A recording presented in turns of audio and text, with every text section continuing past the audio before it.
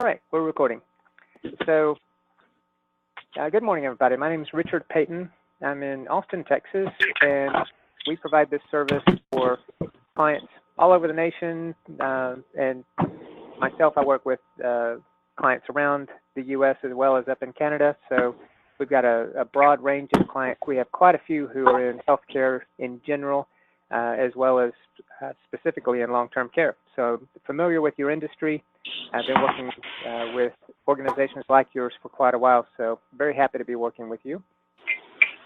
And so what our service does is it's an applicant tracking system.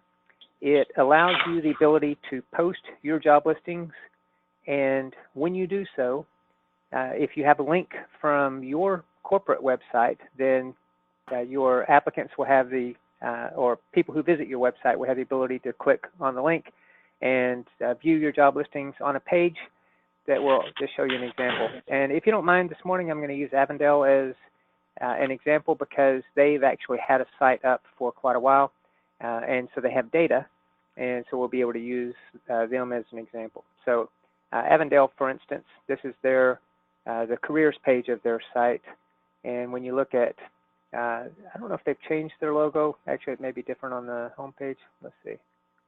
Actually, the backdrop may be new, and we weren't aware of that. Just so, nope, they just have a different backdrop on each page. So we have their each of your graphics on your site. So in the welcome email that each of you should have received yesterday evening, you've got a link to go and look at the jobs page of your site. And with one exception, we already have a job listing up, at least one job listing on each site. So, so we have the jobs page that is visible for anyone who visits your site, given that you have the link to the page.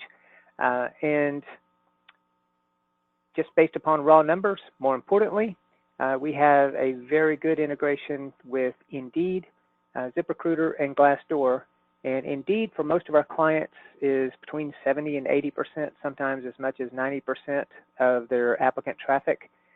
So it costs you nothing additional, but Indeed picks up the feed from your sites 4 times per day, and they post your job listings at no additional cost for you, and no additional cost necessarily. We've got a lot of clients just based upon their industry and where they're located, and the types of jobs that they're posting. They may choose to sponsor job listings on Indeed or elsewhere and actually pay additional to have their jobs a little bit higher profile, but you don't have to in general. And for most of our clients, they get a very good bunch of applicants without having to pay for any sponsorships. So your jobs are posted, they're pushed out to those sites. Your applicant will come into your sites. So using Avondale again as the example, so they have 11 jobs open. Right now there's 7 applications that they've not yet reviewed. And so you can come into your site, and I'll show you this. You can review your applications. You can apply a status to each of those applications so you can track their progress through the hiring. And then if you want, as administrators, you can generate reports. And I'm trying to think if there's anything else I'm missing here. That's the basic gist of it. So with that, let me go ahead and describe what I'm going to cover today. So I will show you a little bit about the applicant experience, just so that you know how that works. So we'll go in and show you what the application looks like for someone who's come in through your site. Then I'll also show you, because Indeed is such a dominant player, I'll show you what the process looks like when you're visiting as an applicant Indeed, and you find a job listing and you apply through there. Then we'll go in to the Avondale site. And by the way, let me point out that for the premier users of this site, this is what they see when they log in.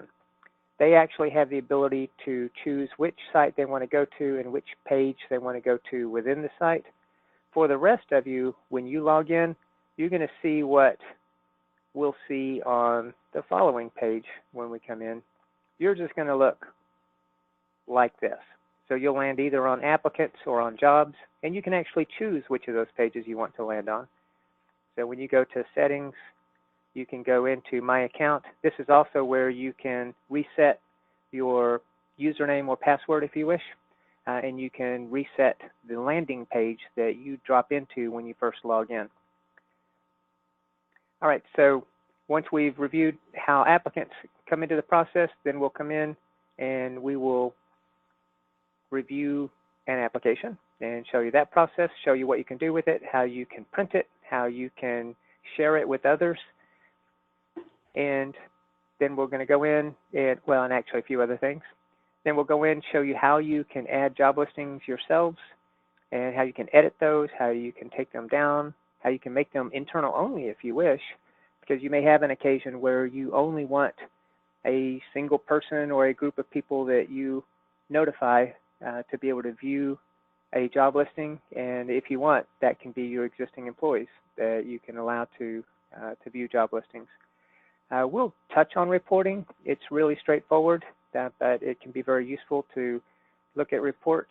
You also actually have some job level reports that are available. So if you wanted to look at where are your applicants coming from for a specific job listing, or what is the distribution of the different statuses for your, or the applications across different statuses for a single job listing, you can even do that.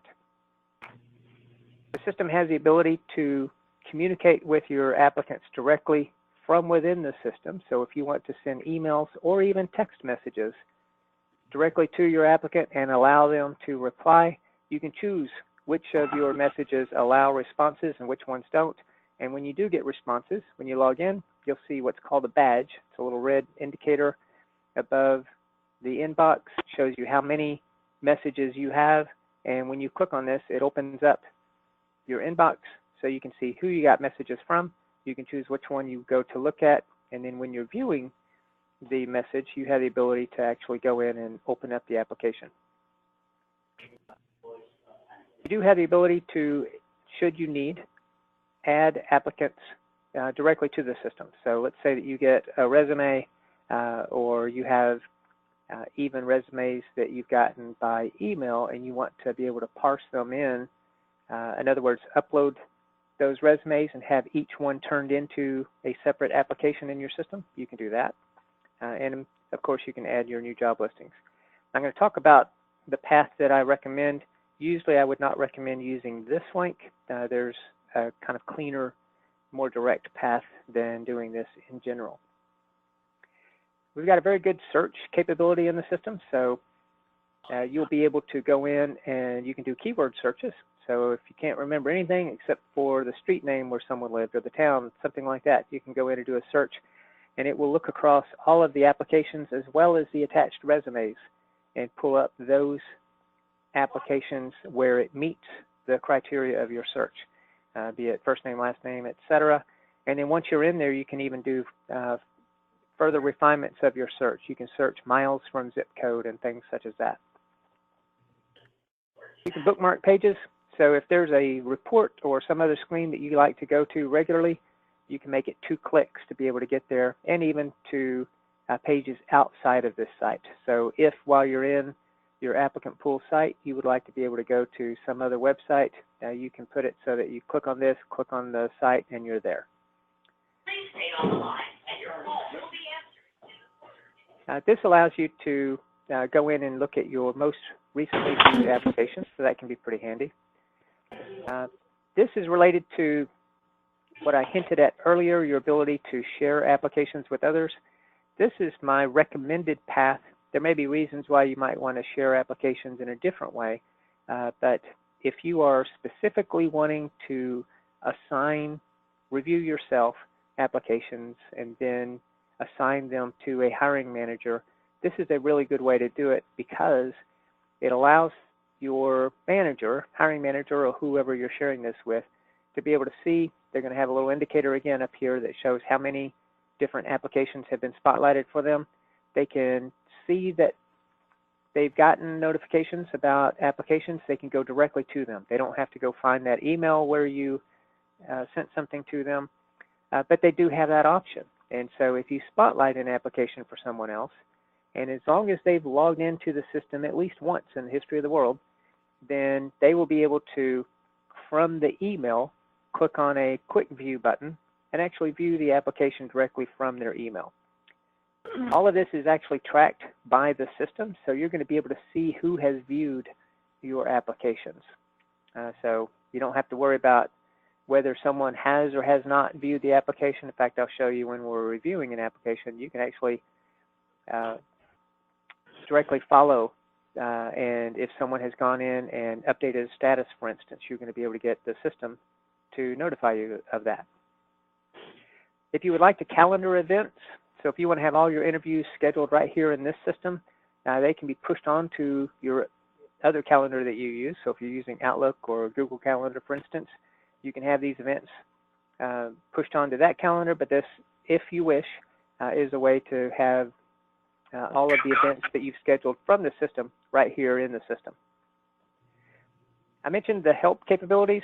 You've got a lot of that available with the system. So you can go straight here and it opens up some options. Probably the first place I would recommend you go, and the fastest way to get a response to a question is to simply go down here to the FAQ window. Depending upon the page that you're on, you will see different buttons that can take you directly to where you might be able to get a more specific answer. For instance, when I switch over to the jobs screen, then not only can I start typing in posting of a job listing, you'll notice that I've got these links over here. Creating job listings is actually a link to a video where you can see information about how to post a job. But if I were to just type in posting job, then normally it's already popped up. There we go. So it's kind of like Google for ApplicantPool. So it is very robust.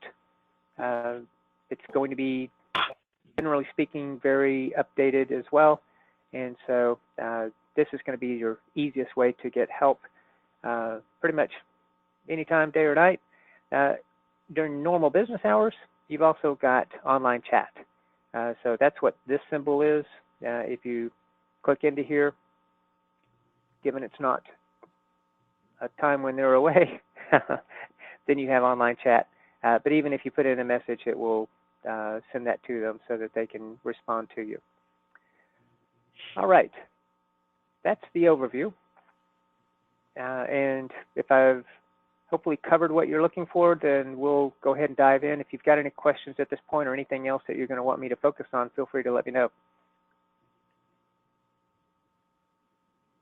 All right, let me go ahead and I'm going to follow that path that I just laid out, and let me talk about first the applicant experience. So given that you've got someone who comes into your site, and again, it's going to have your graphics, but if they come into your site from either your corporate site or potentially from some other of the smaller sites, and they can even navigate here. So if they've somehow gotten to the system from one of the bigger sites, and they've actually landed in the site, they can click on jobs and they can land in here. So I'm going to go in just for the very first of these listings and just show you. And this page, by the way, that prior page and this page, let me make this a little bigger for you. And let me know if I need to make any adjustments at all as we're going along. Feel free to ask questions. But both that prior screen and this screen are mobile optimized. So if you're going to AE of Elgin at, or Elgin, depending upon which state you're in, and when you say Elgin, we've got near Austin, we've got a town spelled the same, but they pronounce it Elgin. So if you go to aeofelgin.applicantpool.com on your cell phone, then you're going to see that prior page. Only the job listings are going to be fit to your screen, so you're not going to have to do any squeezing or anything. You can read it. Same thing on this page. You're going to see the job listing information, and then on the below the job listing information is going to be where you can actually start entering your information to apply. As an applicant coming into this site, you simply need your contact information, and then thanks to the European Union and their GDPR, you also will define what sort of communication you prefer, and you're going to okay the communication policy, etc. All right. Instead of filling out all this information, though, I'm going to take a little bit of a shortcut, but it will also show you how an applicant who's put in at least their contact information, they can return to the system. So as long as they've got the same email address that they used before, they can request a password if they don't have it, or if they had entered one, and the password can be as simple as a single character, as long as it's not a space. So if they want just letter A or something like that, that works. I'm going to log in.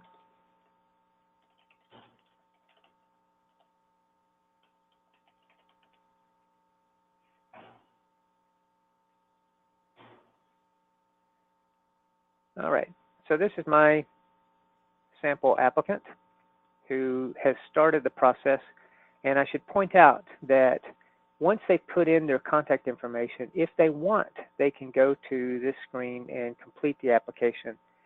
And they can also, though, at the point right after they put in their contact information, they'll be asked if they would like to apply with their resume. So the system can parse in information from their resume to at least begin filling out employment history, education, and other information, so that they don't have to fill out everything themselves. So a lot of it will already be filled out for them. So they do have that option. And this is important because we do allow the ability for applicants to opt out of text messaging. You don't see it very often. It's possible, though, that they may do that. And so they have that option. You can always email them. And you can go in and for instance, if an applicant has put, in probably 90+% of the case, they're actually, well, first off, the majority of applicants are going to be applying via a mobile device. So that's why all of the discussion around mobile optimization is so important. But probably 90% of the phone numbers you're going to get on applications will be cell numbers. And so if someone has, for some reason, put that something is not a cell phone number and you need to go in and edit just their contact information, you will have, and I'll show you, the ability to edit contact information if you need to. All right, so we've landed on the page. This is what it looks like for an applicant. You'll recognize this if you clicked on the link for your application for your site, that it's going to have these same sections, and it'll look pretty much like this. And as you click through the application, then you're going to land on each of the different screens. And if you've answered all of the questions, then you're going to get the check mark next to it, so that at the very end, you'll be able to submit the application. And at that point, you'll get a message on screen thanking you for applying. You'll also get an email that thanks you for applying. So in this system, you have the ability to create different types of questions, or allow different types of responses, I should say. So you can have option buttons such as this. You can have a checklist if you need to. You can have text fields. So you've got a lot of options. My preference, just for efficiency and effectiveness, is option buttons. Because for the applicant, if they're on a cell phone, they can see the responses that they can choose from. They can tap once, and they've answered the question. For you, it's nicely efficient because you can also define a disqualifying response. So for your CNAs, if they must have a certification when applying for you to be able to consider them, you can set an answer of no as a disqualifying response. They can still complete the application, and they can still be in your system. By default, you only look at qualified applicants, those who meet your basic qualifications. You can choose to look at those who were disqualified by the system, and just by changing one of the filters when you're viewing applications, I'll show you that. You can go in and look at disqualified applicants, but by default, you're only looking at qualified. So it's a way for the system to save you, and for that matter, to not have the applicants go down a trail that's not going to end well for them. So you could have the system automatically give them a status of does not meet minimum qualifications, and you don't have to deal with the application at all. You can choose to go back and look at them if you want, but you don't have to. All right, so they can choose their responses. You can have as many questions as you like. A shorter number is generally recommended just because the more hurdles you put in front of an applicant, the more people who are going to bail out of the process, which is actually a really important thing that I failed to touch on over here. So when you go into Indeed as an applicant, the first now 4 job listings, sometimes they say it, sometimes they don't, but they're sponsored or pay-per-click listings. And then you get down to those, it's actually another client, like Half Price Books, who have, and this also changes day to day. It may read Express Apply, it may read Easily Apply, but nonetheless, this is what your listings are going to look like. So we are making the process simpler and easier for your applicants so that you're going to get fewer people who bail out of your job listing or avoid your job listing because they don't want to have to go and complete a full application using their thumbs to fill in all of the answers to your questions, but instead they can use the Express Apply process. So I'll show you what this looks like. So your full, that's interesting. Wow. I need to let them know about this. This doesn't look right at all.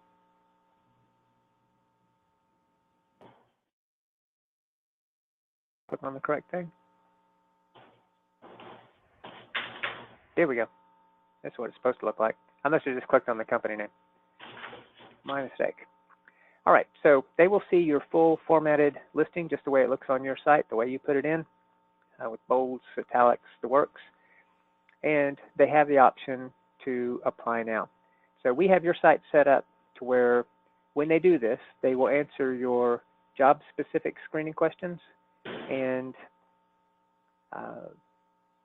if you wish, we can also have them answer, and I think, actually I may need to pop over and take a look just to confirm. In fact, since it's being recorded for everybody, let me go ahead and do this super fast. I'm going to black out the screen just momentarily and go over and confirm really fast. Now we have the site set up. I believe we are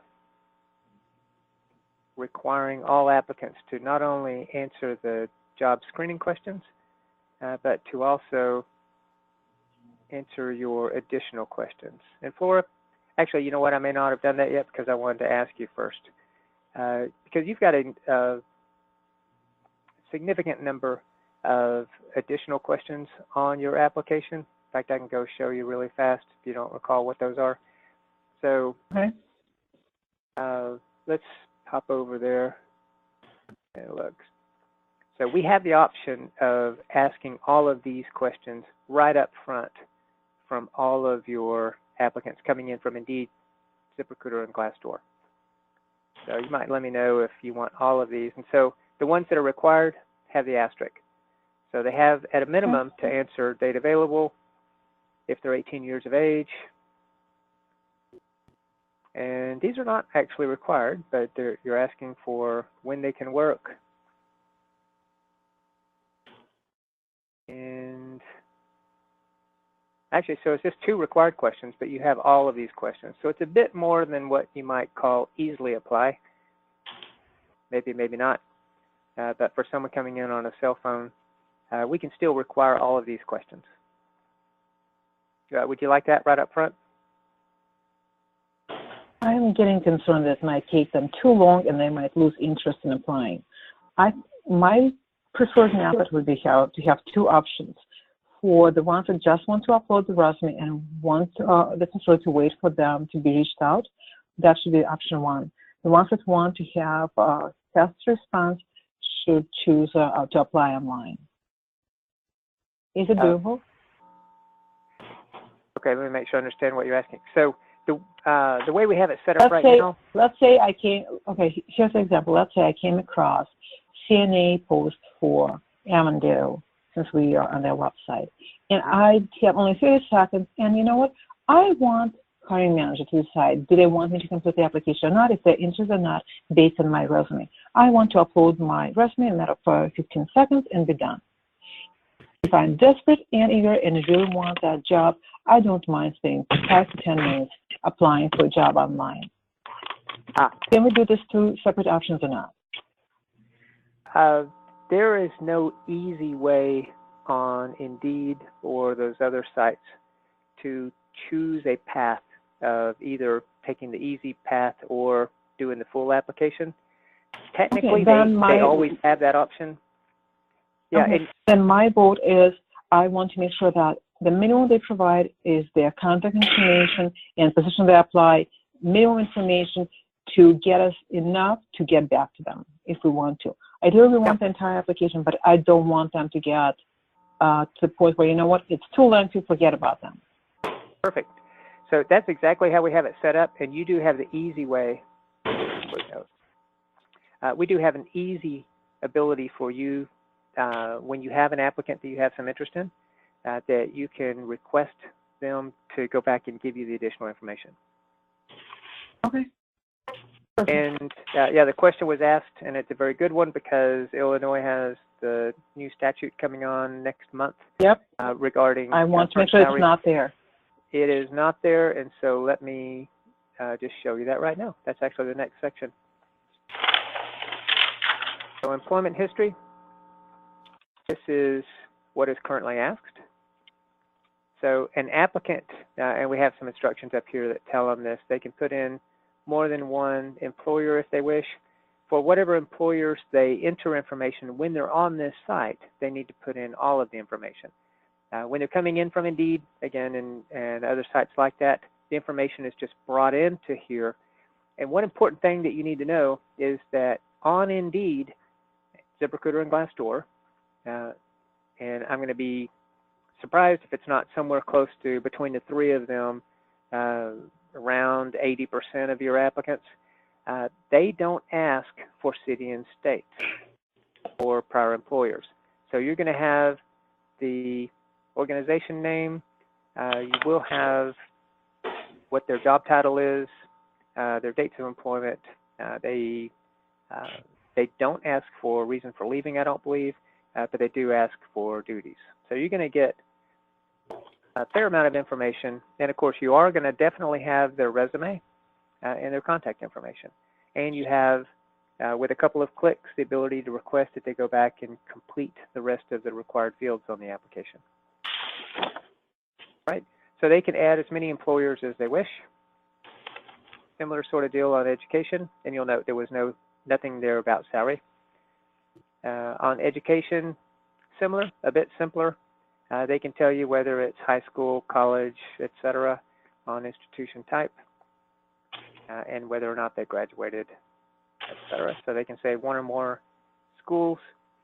They can enter their resume. So even if they're using an iPhone where you cannot store a resume, they have the option of being able to upload a resume because they can go to Dropbox or Google Drive to pick up a resume.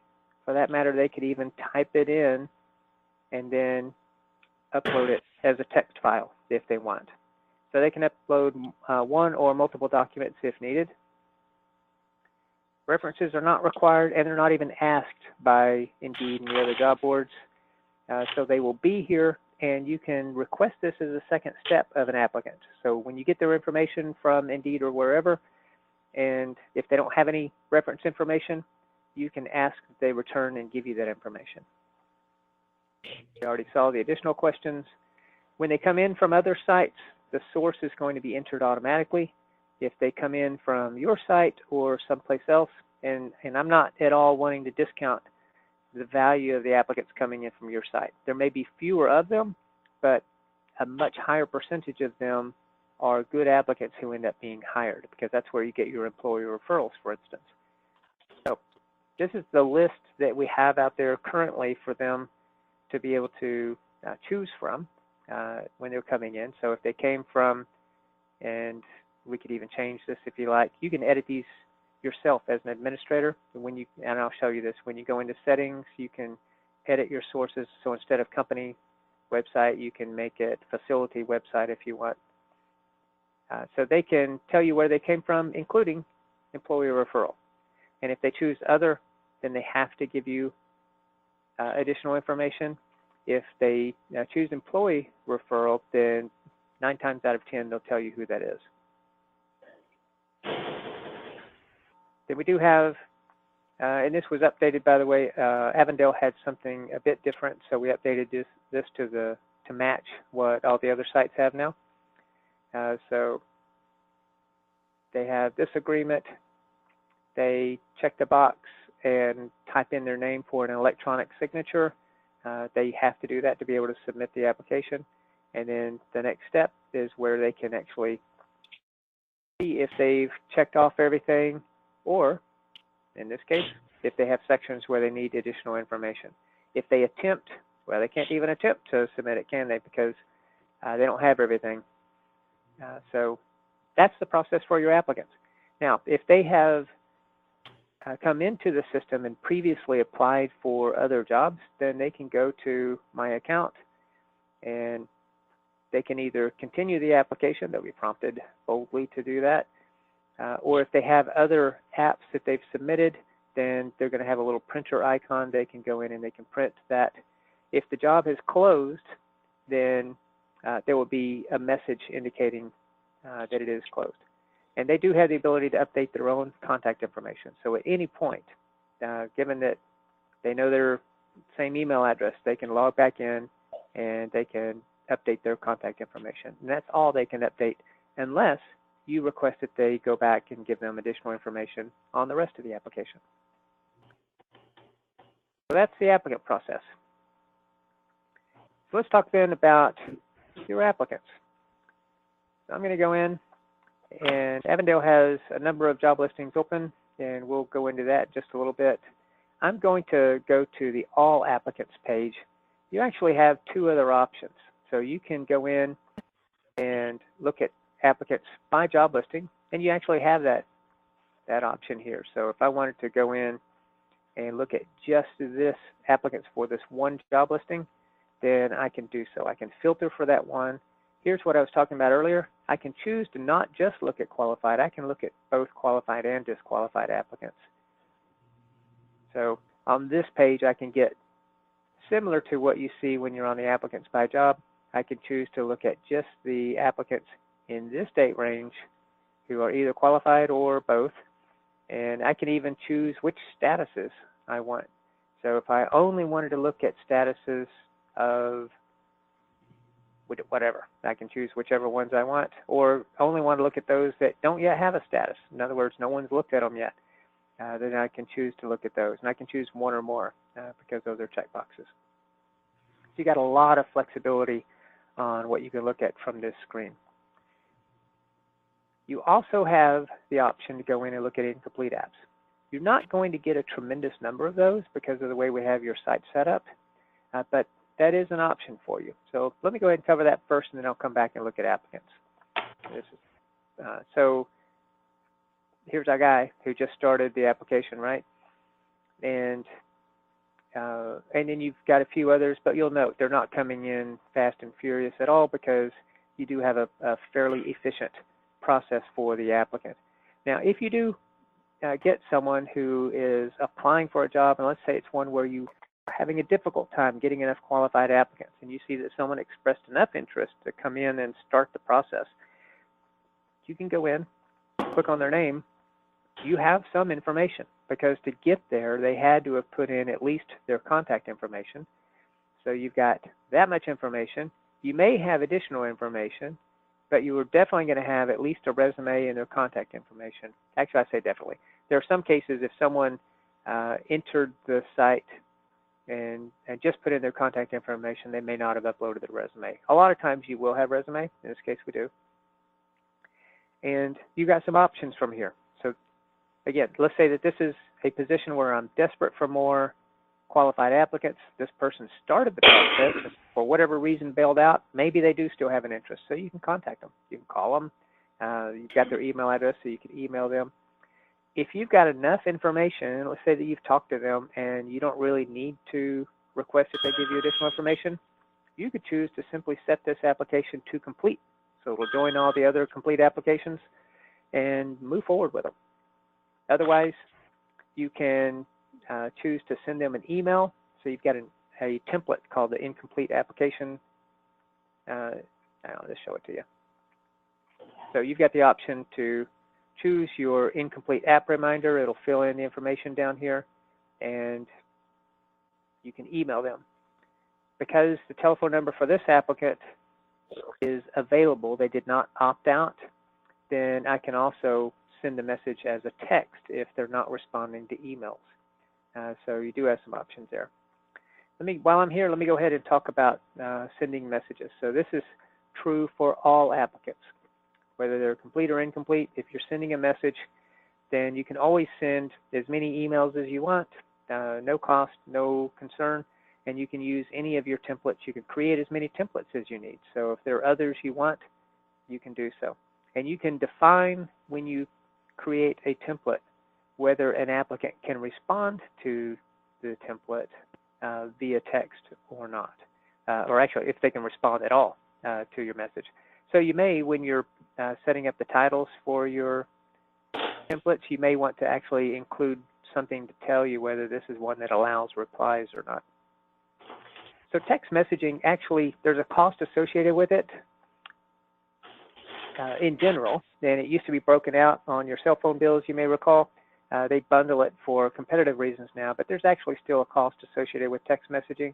So what we do in the system is we allow you every calendar month for each of your sites the ability to have up to 50 text messages. But a credit is actually based upon number of characters. So since this is a bit longer message, because it looks at both the subject and the message itself, quite a long message, then this one's using actually 7 text credits. So you're going to run out of text credits relatively quickly if you're sending this long of a message. It's about a bit less than this, actually about half of this, given the subject line, about half of this paragraph. So a really short message if you only want to use 1 credit. You never have to purchase any credits if you don't want to. You can use credits available to you each month and then stop there. If you need to, and I'm not encouraging this, I'm just saying if you ever need to, you can purchase additional credits. So it's not real expensive. It's basically keeping us whole for the cost of the text messaging. It is subscribing you to a plan, so after you subscribe to it and you get your text messages, if you want to change it and select no more plan for going forward, then you can do that. So again, you never have to pay for text messaging, but it is an option for you because, let's face it, there are some people who just don't respond to email messages. They never look at their email. Text can be a nice way, and if you don't want to have to use your own phone, it's a good option for you.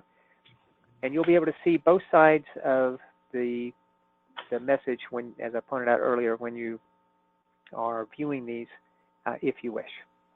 Okay, so that's sending your messages, and that's your incomplete apps. Let me go ahead and I'm gonna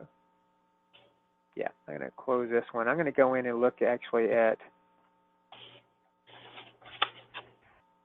like I was doing earlier, I'm going to not look at all job listings for a specific reason. And let me go ahead and make this selection again, because there's one additional option that has to do with spotlighting that becomes available if you look at only a single job listing. So if you're filtering applications to be able to send some to a hiring manager, and if your preference is to use this screen, then my recommendation, because if you're on applicants by job, you're automatically just looking at a single listing. My recommendation is choose the listing if you're going to be spotlighting applications, and then filter. All right, so now I've got my 6 applicants, and let's say that I want to send 2 of these. So picture 2. I want to send a couple of these to a hiring manager. Then I can click on my spotlight button, and I can go in and I can find the manager that I want to send these to. And speak up if any of you want me to send you the email so you can see what it looks like. I'd be more than happy to. So, Flora, you want me to go ahead and send you one? Yes, please. All right. Anyone else? Champagne. I'm sorry, your name again, please? Teresa. Teresa. Where are you? Oh, you don't have access to this job listing. I'm sorry. So actually, it is going to be limited to the administrators. To Avondale, I guess. I will share it with you as soon as I receive. Oh, so which one of you again? No, you'll send to me, Richard. This is Flora, and I will forward to Teresa so she can see it. Thank you. If you're in Avondale, you're not going to be able to share with Teresa their information. Yeah, and by the way, you won't be able to click on the quick view button. Now, the only person who's going to be able to actually open it is going to be someone who has access to these applications. So what you can do is once you are on another site and you have some applications, you can just test it out there. It's super simple.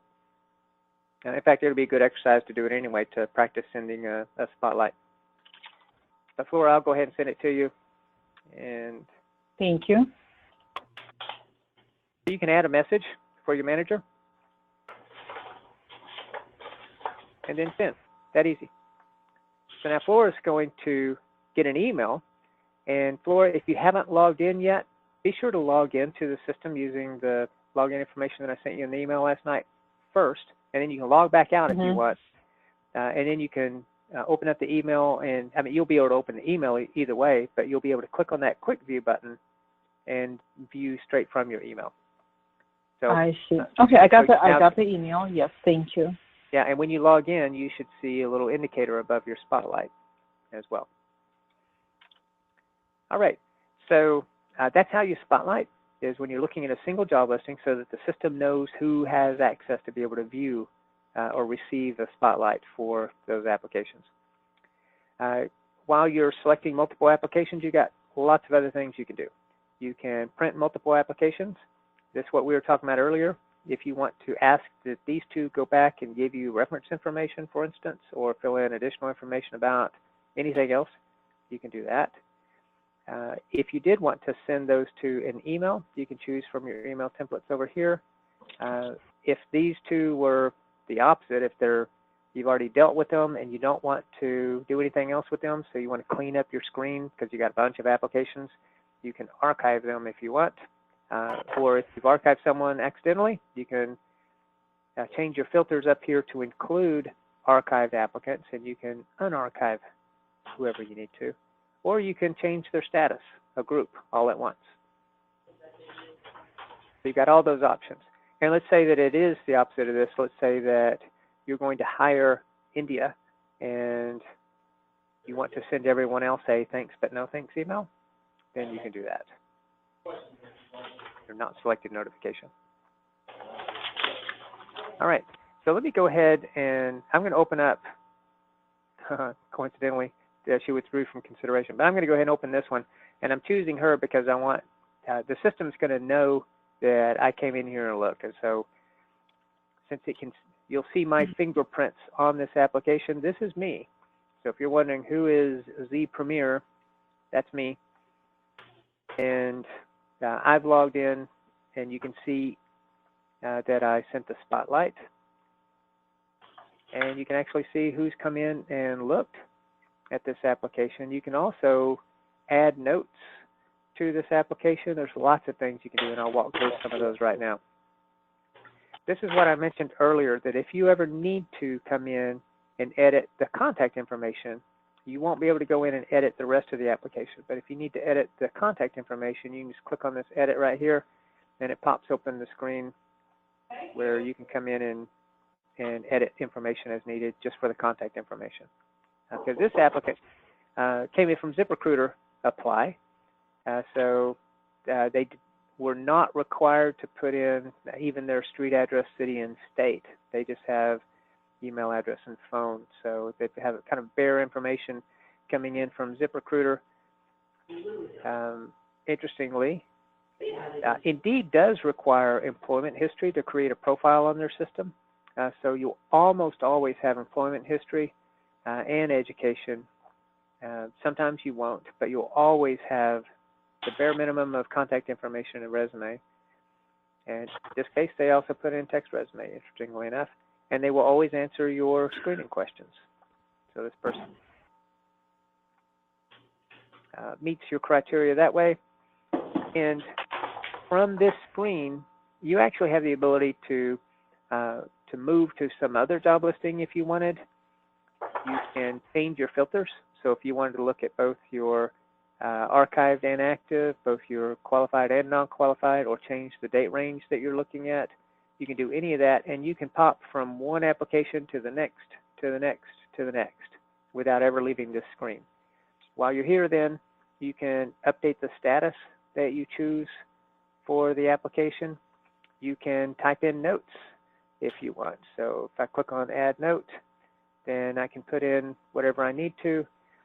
If you only want other administrators to see this note, because maybe it has something to do with they're friends with your hiring manager or who knows what, you could always check the box so that only administrators, no hiring managers, can see what you put in this note. If you want to, based on your current knowledge, you want to put in your own score for this, then you've got a scoring field here as well. When you, actually, you know what, let me go ahead and add the note because I want to show you this real fast. I didn't see any other apps that had notes in them.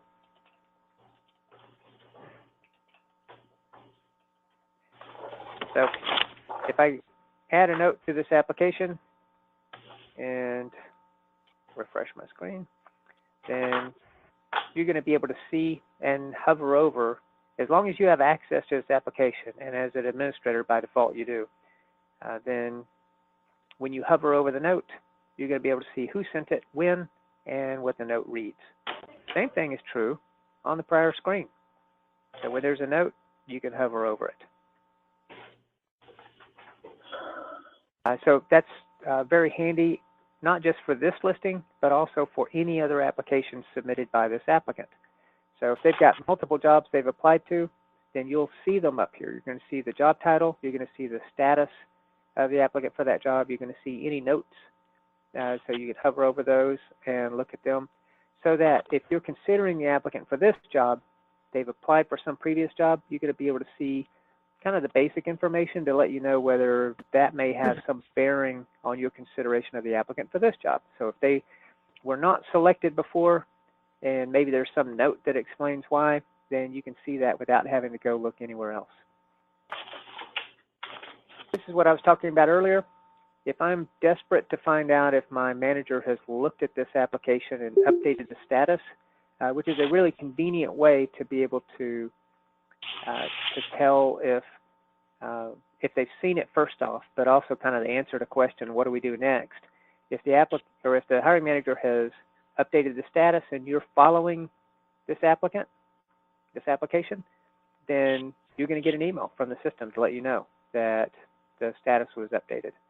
So you can then come back in and unfollow it if you want. But this will get you out of the need to contact your manager and ask them, what about that? And who was that again? I sent you an app, right? Did you get it?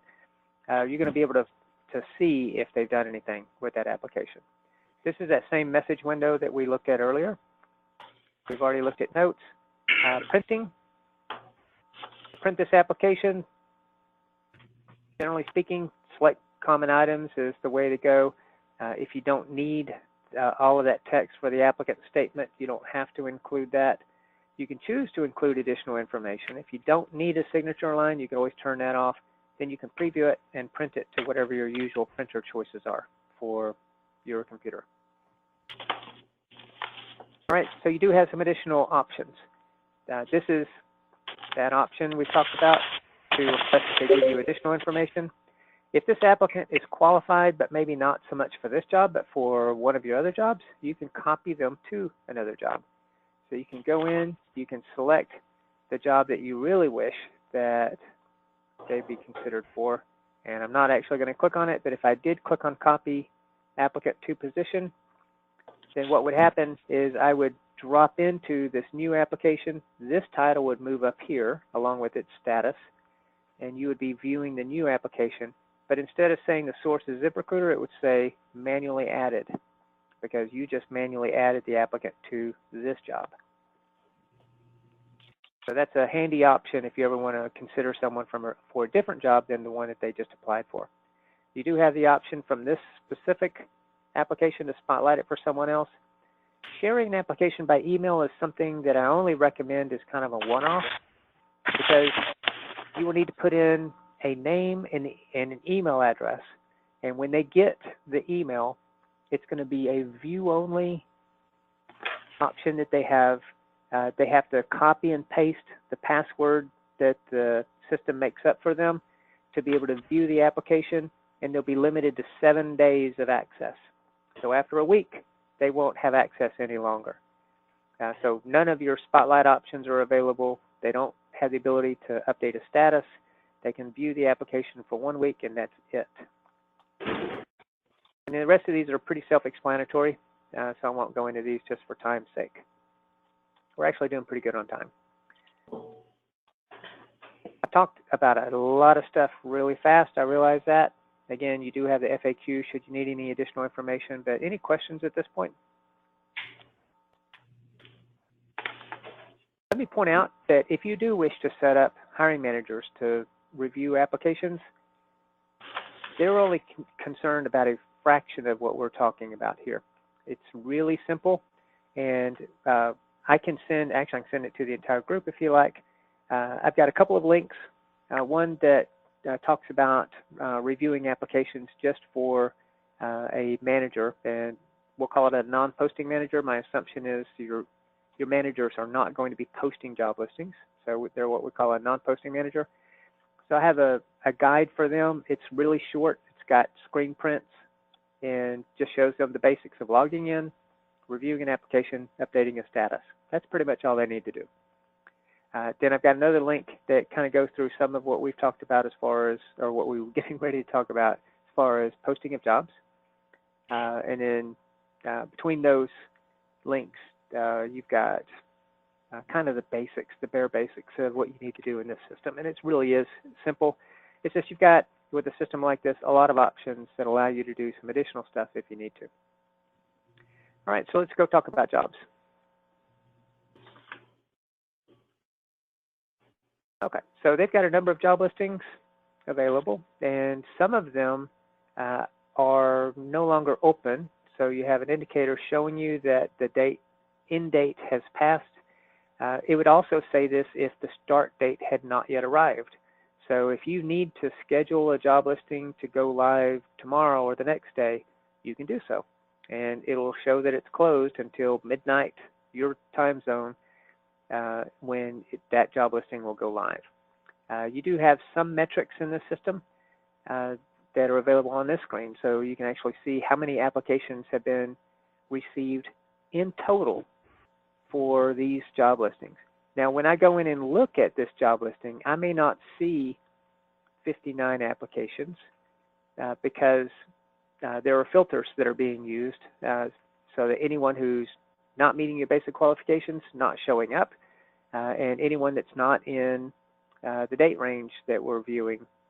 So when we were on the applicant screen, we were looking at the most, or 30 days.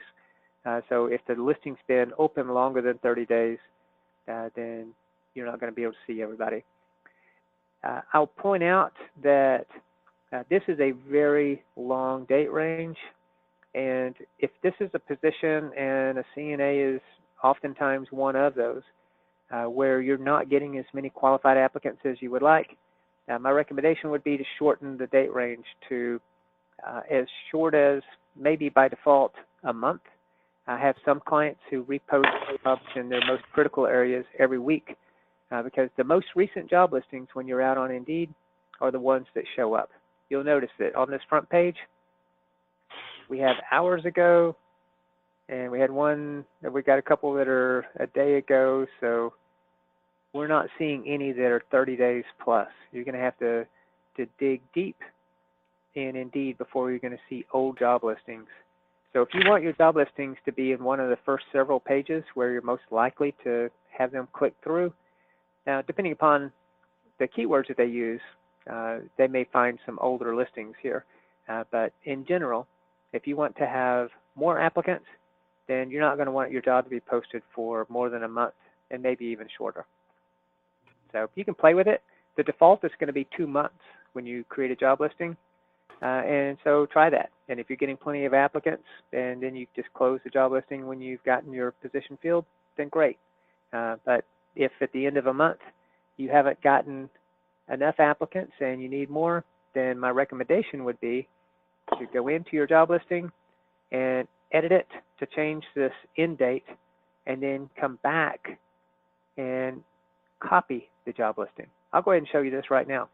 So if you're letting this job listing expire and you want to create a new one, you just click on Copy Job Listing. It's going to pull in all of your information from the prior job listing,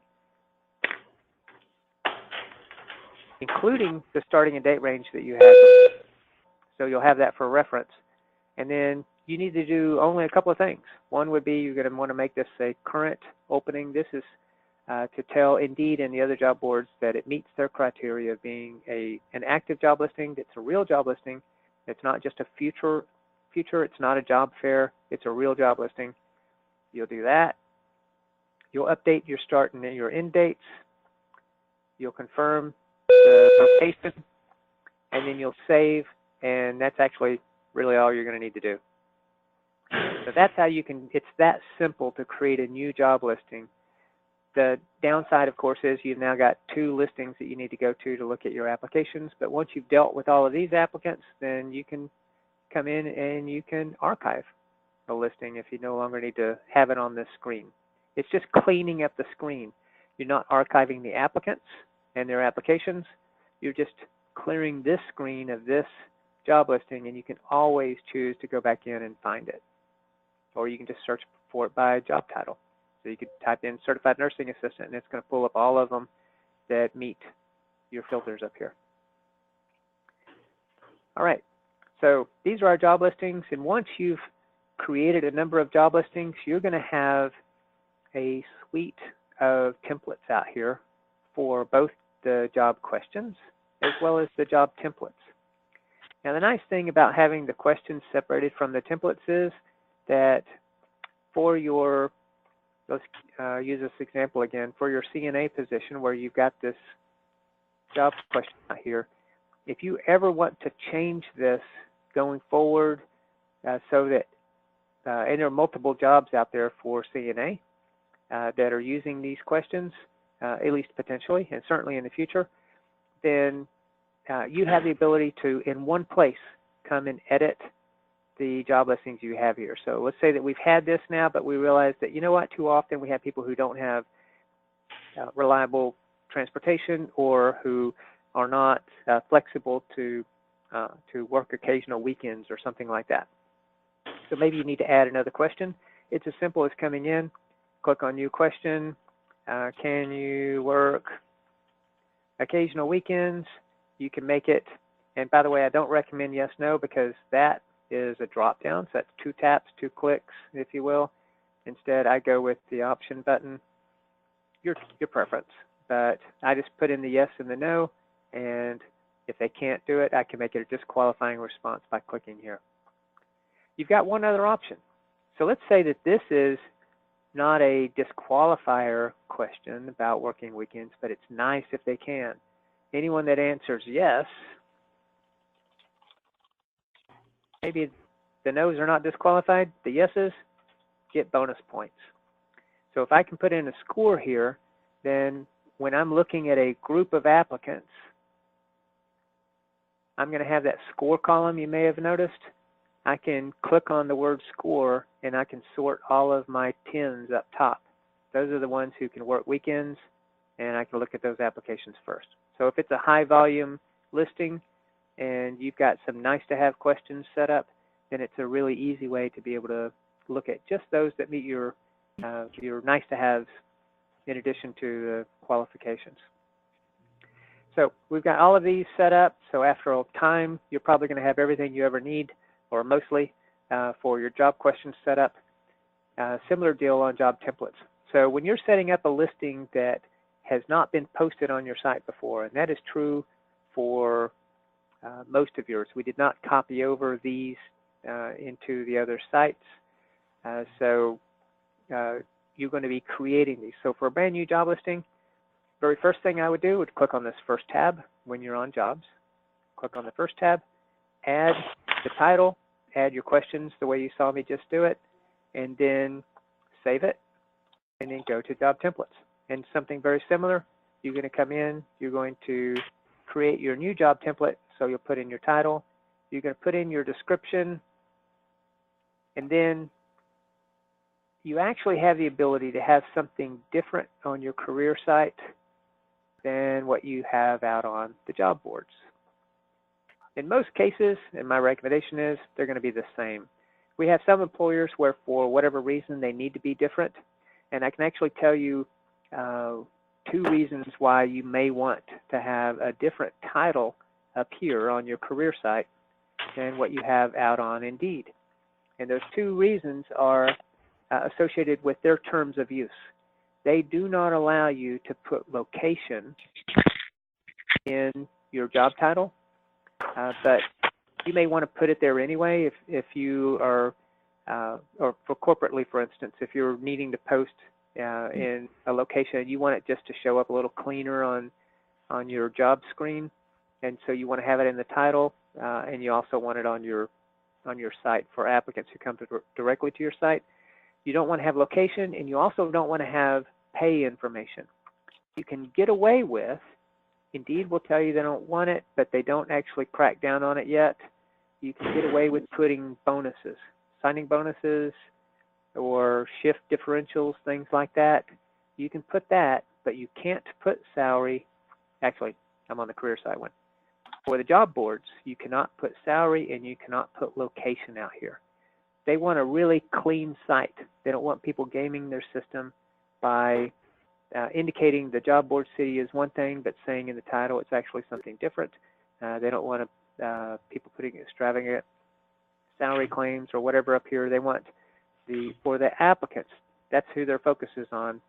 Your potential applicants, they want to have a clean experience and to have a fair shake at looking at the jobs that are going to be a good fit for them, regardless of what someone claims for the salary. All right, so if you're down here and if you put in some information up here, and just click on copy. It'll copy the information in. Same thing for the description. And then you do have to put if it's exempt or non-exempt or other. So you make that selection. I would highly recommend having at least one job question. You don't have to, but it's a really good idea, because if you've got criteria for your job listing, you may as well let people tell you right up front if they meet those criteria. So you can choose the job questions that are applicable, choose the location. You can set these up just like this all the way down to the street level if you want. If you want to just have the city and state, you can do that as well. But this allows you to take it down to a very fine, so if you had 2 locations in the same city, for instance, you can tell people which one it is. For a department, you have to choose at least one. You can choose multiple, but you have to choose at least one of your departments. And if you don't have the one you need, you can even add it here. Same thing with a lot of these, like location. In fact, let me go ahead and show you this, because when you first come here on job location and you don't have one already set up, you can just start typing it in. So if you want street level, then you can start typing it in, or if you only want city, then you can type that in, select it, and then over here is where you put the title that shows up that you in your drop down that you select from. So I can click on Add New, and it will add it in there. And then that's all you have to do before you click on Add and Create New Listing. Since I don't want to create a new listing on this one, I'm going to instead go in and show you what that screen looks like over here. On the job listings page, I wouldn't necessarily recommend creating a listing from here. You can add this, but again, I like to do the job questions first and then create the template so you're creating both sides of it instead of creating the listing from this page. Unless, of course, I'm copying. I'm just going to edit this one. I'm not actually going to make any changes, but you can put in information just for your purposes. You can put in internal ID. You can add other notes, replacing whoever, anything along that line. And this is the information that we saw on the prior screen. So, so we chose, I'm sorry, this first one that we didn't. But you're going to choose that it's a current opening almost always. If for some reason you don't want your listing out on Indeed, or at least temporarily, then choose the other option, and it won't go out to the other job boards. But in general, you're posting because you want to get applicants now. So this is the way to do it. This is the information. Here's your career site information that we have in here, and then start and end dates, the rest of the information that we had on the prior page. And since I've not changed anything on this, I'm going to go ahead and click on Save and Update Job Board Ad. Okay. So now we're moving on to, that was the career site information. Now is where you can choose to advertise it to people who you are linked to on LinkedIn, who you're Facebook friends with, who, if you've got a Twitter feed, or if your facility or organization have any of these, you can log in using their login information, and you can push it out to any of these that way. You can also generate an email that has a link directly to the job listing. Should you use Craigslist, then this will pop open. Depending upon your browser setup, it will open up two windows side by side. So you may, if you're using Internet Explorer and you're locked down, maybe Chrome. Actually, Chrome doesn't allow generally. I think you can set it to where it will allow it. Firefox allows it for me. It'll pop open two windows side by side. So you can copy job listing information into Craigslist. Craigslist, by their terms of use, does not allow us to push jobs on your behalf from the system. So that's why you have to go through that bit of extra effort to post your listing, because it has to be you, can't be us. All right. If we could, we would. Here's the page that in general is taken care of from your job template. Very importantly, if you've made any changes on that career site screen, because you've come in and you're using a template to post a job listing, you selected the one you want, but you made some sort of change and you want it to also be available out on the job board. So if you have salary, or notice in the big bold letters up here, so if you have salary or city information up here, location information, you'll want to take that out. But let's say that you've changed anything at all here, make sure you update it, because this is using what is coming over from your template. If you changed your career site title or your career site description, it does not automatically update these. It's using what's in the template. So you will want to copy and then copy again. And then if you don't already have the zip code in, which is usually the case, you're going to want to put in the zip code in order to be able to save it. So then you'll save your job board information. And generally speaking, that's all you need to do. You do have some additional options, though. You'll probably never need to go to this tab. It used to be, may still be the case, that Monster and Career Builder each require two separate fields. So if you're ever posting out on them and they've been kind of left in the dust a bit by Indeed, really, and others, but if you do want to post on them, I'm not trying to discourage you, then you may need to go to this page. This is where you can see the selection you made when you selected current job listing. This is grayed out because that selection was made on the career site page when you're doing your job listing. These are a lot of the other job boards we're going to. The ones I've mentioned are the ones that are significant. On occasion, some of these other job boards come through with a fair number of applicants. I've seen, oddly enough, NewView be one that generates a fair number. I've seen LinkUp be one that generates a fair number. If you're paying for job listings out on LinkedIn, then you may see a fair number. Actually, this is for the organic. But some of these others will generate enough to where it's worth having them, and it doesn't take any effort on your part. These are checked automatically. Over here is where you have some additional options. So if you want to set up some paid job sites, or if you have any colleges or universities that you want to push to for free because of the way your site is set up, you can choose these. So let's say that this was a university. Well, can't select these. Doggone it. I'm going to go set one up super fast just to show you how to do it, and then we'll come back to this page and show you. But you can click on one of these, move it over to the right, or even a group of them, up to 5, no more than 5, because otherwise we can't offer the service as inexpensively as we do. But you will select these and then click on Save Additional. If it's a paid site, such as this one, then you will need to put in credit card information to pay for it. But otherwise, you just click on Save and you're done. So I'm going to go ahead and close out of this, and I'm going to go to Job Board Favorites. I'm going to set one up for Avondale real fast. So when you go into New Job Board Favorites, you have some options, and these are going to be paid sites that you can choose from, including LinkedIn for some positions.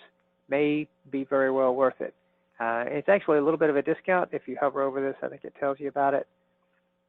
So for 30 days, you do $175. So this is only a partial list. If you are interested in any others, you can do a search by name. We can also search by state. So let's do that just for fun.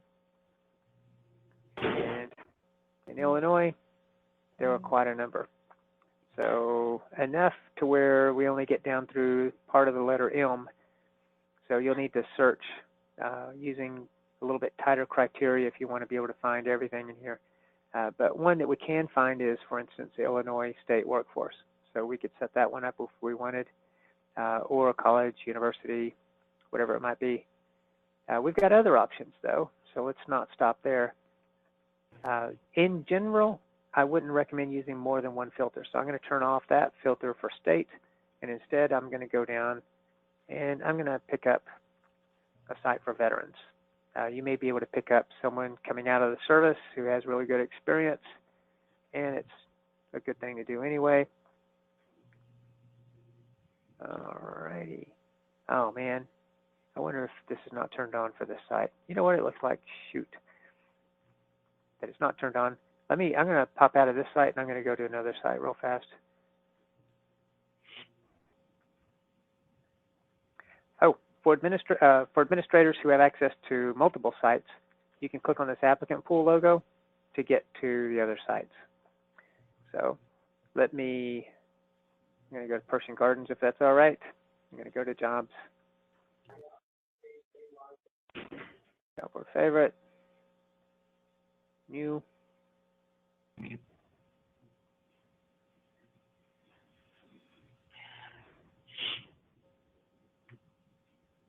There we go. I just needed to turn it on for Avondale. Glad I found that. So we've got all of these veteran sites, and these include one that's sponsored by the Department of Labor, which is where I refer my federal contractors, because OFCCP is going to like the Department of Labor. So this one is also advantageous because it requires no login information. Now this one can be sent by email. These little X's tell you that you need to have your own account or you're going to pay for some of these sites. I would not recommend paying for sites other than the big ones that you are fairly confident are going to generate something, or sites that you have some specific information. An industry site, for instance, maybe, if you've heard some good things about it. A veteran site, candidly, you're not going to get many applicants from them, at least not in a large percentage. So it's not generally going to be worth it to pay for a site like this. Just Richard's opinion. Don't quote me on it to anyone at one of those sites if you don't mind. I don't want to disparage them, but just stating that it's not likely to help you. So, so we might add a new source name here, for instance. We can always archive this later if you like. Call it a diversity site. So these are the things you need to do. You need to check the box if you're adding a new site. If it's a site where it requires your username and password, it will show them. Otherwise, you're going to need to select a source, and then you can save your change. All right, so now we've got a site here. I'm going to go back to my job list, in this case, I've only got a single job listing, I can go directly to that page we were on by clicking on Action and Job Board Push. And I can go then over to my Job Board Push tab. Here's this new site that I set up. This is what I was talking about. If I clicked on Save Additional Job Board Selections, I'll be done. It's going to pop down here. The posting group at ApplicantPool will post this job listing for you. They're going to do the emailing out. So this job listing is going to go out to this veteran site and have it posted out there for you. So you got one more option. One last thing, and again, none of these things I'm not pushing you at all. And I only want what's going to work best for you. Should you find that you're not getting the traction you are looking for on a job listing, and you want to let someone whose sole job is to be a writer of job ads, they probably English majors, they're good at this stuff, but they're also good at researching search engine optimization, this is an option. It's kind of like a paid job ad, only it's cheaper in most cases. And in fact, the very first time you log in, you're probably going to see an advertisement and you go to the jobs page where you can put in, I think it's More Apps, MOREAPPS. You can put in as a coupon code, you'll see it, to where you can get a discount. And if you want to try letting them rewrite your ad, they are really good at this, and they get some good results. They say they consistently see significant increases in the number of qualified applicants because they treat it as they're like an ad writer. Well, it is. They're an ad writer, but they write copy. They come at it from a marketing perspective. So they're still telling the truth, the whole truth, and nothing but the truth, but they're doing it in a way that's going to attract the kinds of applicants that you're looking for, qualified applicants. So it's an option for you if none of these other things are working quite as well.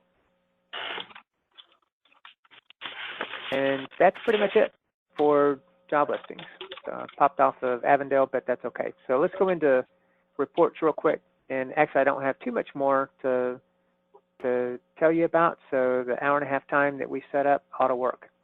On reports, you got lots of options here. Most of what you're going to need is going to be underneath standard reports. You do have dashboard here. You've got different dashboards underneath reports. Should you want to start getting into deeper analytics, you can do so. In general, it's not all that necessary.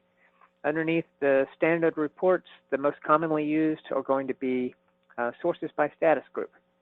So this one, everything kind of fits on the screen, at least as far as the number of fields. You can see where your applicants are coming from. Actually, if I was on Avondale, then I could show you some actual analytics on that so you can see that I'm not just joking on this stuff, that it probably is mostly from Indeed. So they've had a fair amount of traffic. Let's go see. Sources by status group. And let's go back to the beginning of the year. So we got a nice big set of applicants. I can look at it on screen. I can also export this to a CSV, which is a non-formatted spreadsheet. So for the year, 381 applicants. And when I go up to a bunch of them, we don't have the full set of job sites in the options we provide to our applicants. But 381, 312. So when you do the math on that, it's more than 70%. It's a good fraction of your applicants are coming from Indeed. Sometimes don't be terribly disappointed if ZipRecruiter is not. This is actually a little bit better than they usually do.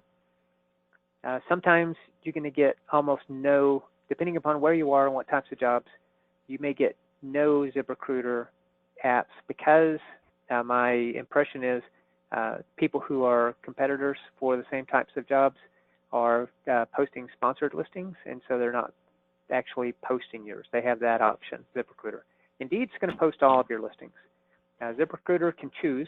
Glassdoor tells us that they post all of your listings. In this case, they're not doing as strong as ZipRecruiter. They kind of, those two will generally be some fraction around 10% or better. In this case, it's a bit better of what Indeed has.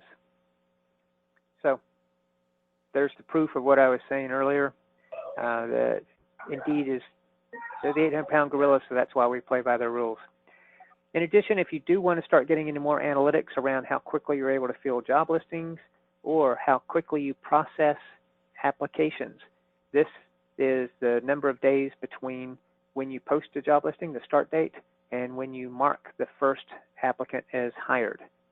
This one is the date between when an application came in and the date that you marked that application as hired. You have some others, including you got a jobs overview report that's fairly useful, or if you're ever posting paid listings and you want to see which of your listings were actually paid listings or where they all went to as far as even non-paid listings. Ad tracking can help you with that. If you ever do, actually, those are probably the biggest ones. I won't go into any more detail on that because of time. We've talked about these things. So the only last thing we have, settings and users. Can I take 3 or 4 minutes to share this with you? Sure. I'm going to cover users first, because if anyone absolutely has got to drop off, then I'm going to give you the basics of it. So when you come in, you're going to be able to see only those other users that you have the same access for.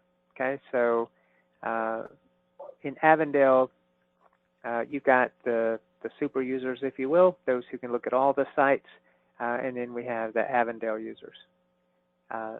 If I was on a different site, I would see a different set, but these are all of your administrators for all of your organization.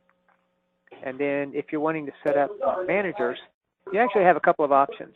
If you want the managers to be able to go in like they have here and view all of their applicants for their entire department, then you can set them up like this. Okay? So that's how they're handling it, and this is a really a fine way to do this. In this case, they're actually giving them access to use their templates to post job listings as well. In general, non-posting manager is the more likely path of setting up an applicant, or a user rather. And so when you go to set them up, you need to put in the required fields of information.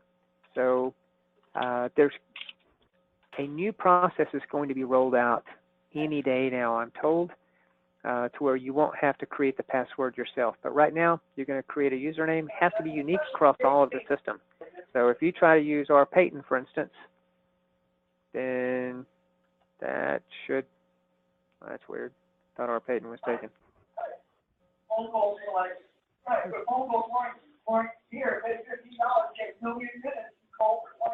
Yeah, Payton Co. is taken.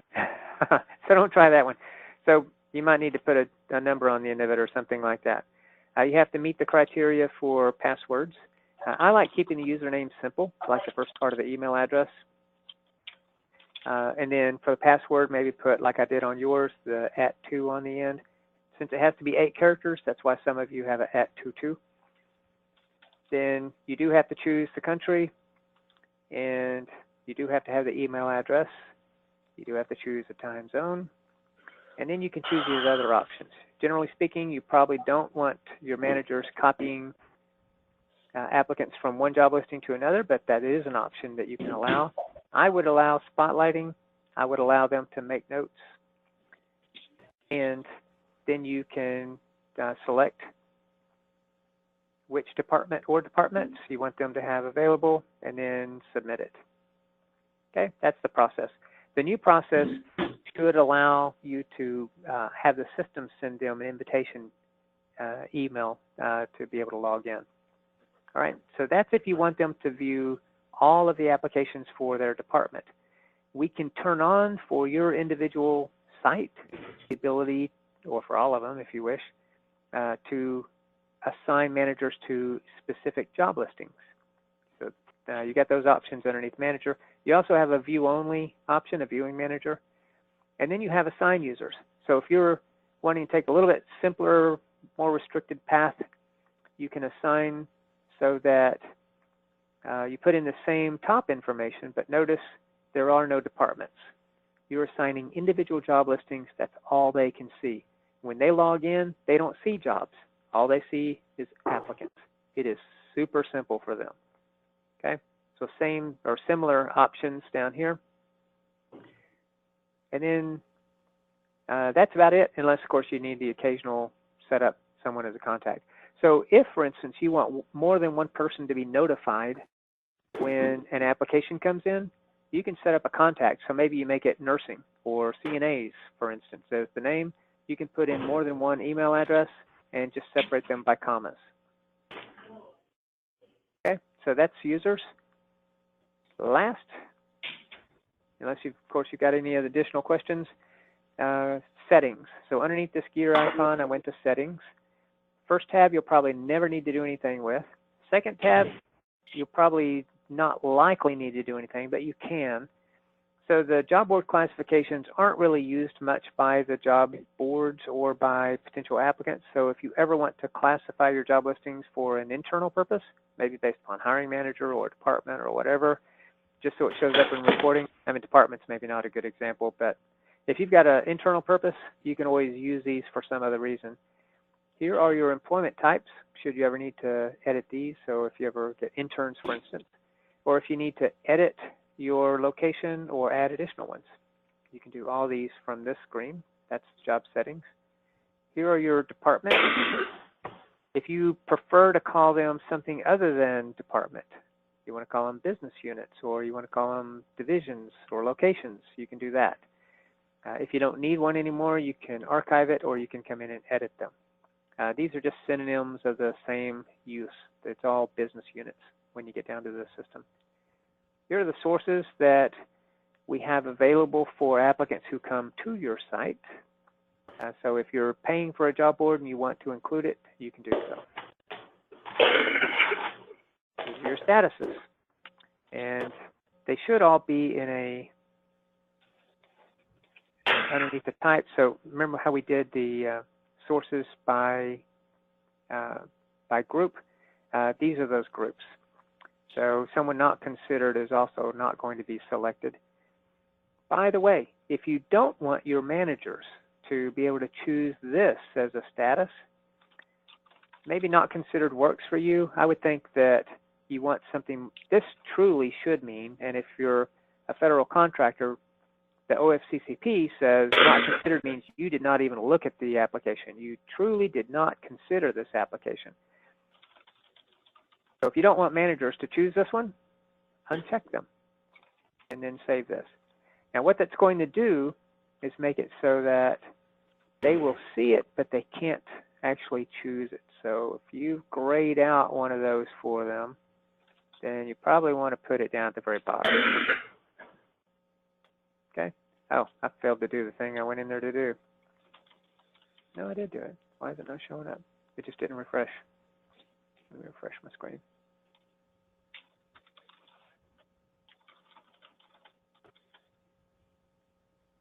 There we go. All right, so if you'd never want your managers to select hired, then I would do the same thing on hired. I would go in and edit it, uncheck that they're able to choose that status, and then I would drag it down as well to the bottom so that these two are going to be grayed out if you make that choice. And by default, anyone who answers a disqualifying job screening question is going to get this status. Oh, two last quick things. Inbox templates, this is where you can come and add those or edit them. You can choose when you're editing these to allow replies if you check this box. And you can also include, as is done down here, you can include some of these autofills. So these little hashtag things, if you just put that text down here, then it's going to autofill it from the system, because the system knows what the who you are, first off. It knows your name. It knows what the job title is. So things like that can very easily be autofilled by the system if you want.